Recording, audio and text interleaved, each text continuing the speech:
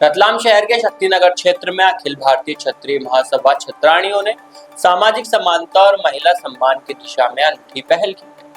श्री विजय सिंह तंवर एवं महासभा की कार्यवाहक अध्यक्ष श्रीमती किरण तंवर के पुत्र कंवर कुणाल सिंह तंवर के आकस्मिक निधन के बाद आयोजित पगड़ी रस्म में उनकी छोटी बहन सुश्री पूर्वा तंवर को पगड़ी बंधवाई गई। बताया गया कि समाज के कुछ पदाधिकारियों के विरोध के बावजूद छत्राणियों ने आगे बढ़कर यह जिम्मेदारी निभाई है, जिसकी सभी और सराहना हो रही है। इस पहल को महिलाओं के सम्मान और सम्मान अधिकारियों की दिशा में महत्वपूर्ण कदम माना जा रहा है। इस अवसर पर मीनाक्षी राठौड़, संतोष गौड़ एवं राजश्री राठौड़ ने कहा कि आज भी समाज में महिलाओं को कई स्थानों पर कमतर समझा जाता है, जबकि महिलाएं हर क्षेत्र में पुरुषों के साथ कंधे से कंधा मिलाकर कार्य कर रही है। उन्होंने कहा कि महिलाएं तलवार प्रशिक्षण से लेकर नेतृत्व तक हर जिम्मेदारी निभा रही है।